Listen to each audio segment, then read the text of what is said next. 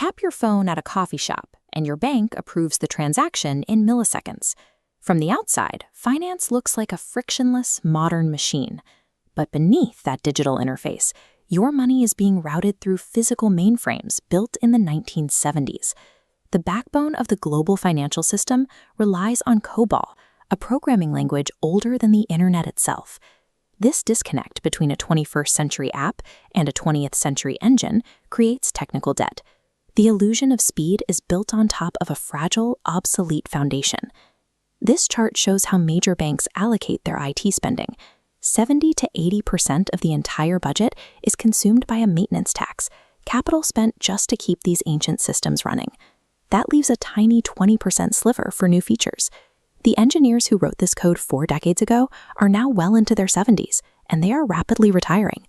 With few young developers learning COBOL, banks are desperate. Some institutions are flying in retired contractors and paying them upwards of $400,000 a year just to fix basic bugs. Maintaining outdated hardware and paying a massive premium for a shrinking talent pool creates a multi-billion-dollar vulnerability for the world's wealthiest institutions. The software handling account balances and transfers is known as core banking. In the 1970s, these systems were built as Monolith, a single massive block of code where every function is tightly interconnected. 40 years of constant patches and temporary fixes have turned that original block into spaghetti code. It is an unreadable mess where every logic gate and database entry overlaps with the next. Because the entire system shares the same ancient database, adjusting the math on a reward point feature can trigger a cascading failure that crashes a bank's national mortgage processing. This structural flaw turns routine software updates into an existential risk that can take an entire bank offline. This illustrates another limitation: batch processing. When you deposit money, the transaction doesn't clear immediately. Instead, transfers pile up in a queue all day. The mainframe processes them in a bulk batch at midnight, explaining why wire transfers take days to settle. Modern banking requires real-time data flow. You cannot deploy instant fraud detection or real-time open banking APIs on a system that only updates its ledger once every 24 hours. Legacy banks lose the ability to deploy these instant services because their foundational operating systems are essentially dormant for most of the business day.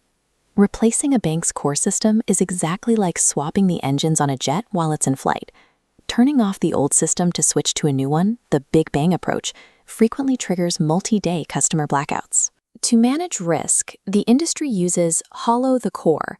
Engineers slice off single functions, like credit cards, and migrate them to modern servers, repeating until the mainframe is an empty shell. The goal is microservices architecture. Every feature operates as a separate app, communicating in real time.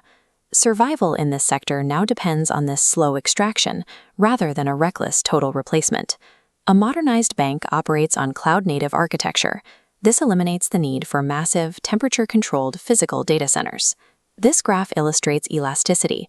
During a massive shopping event like Black Friday, the system automatically expands its computing capacity to match the peak, and then shrinks back down, ensuring the bank only pays for the exact server power it uses. Institutions that fail to migrate face a terminal overhead. Their 1970s operating systems cost more to run than the lean, automated infrastructure of their modern competitors. This technical bottleneck is forcing a $1 trillion restructuring of the financial industry, creating a severe shift in the tech job market. Banks are hunting for the talent needed to manage this transition, driving demand for fintech architects, cloud migration specialists, and API engineers. To build the skill set these institutions are looking for, check out Uplatz. They offer courses on cloud computing, modern programming, and digital transformation. Global finance is moving past the COBOL era. Skill up with the links in the description and start building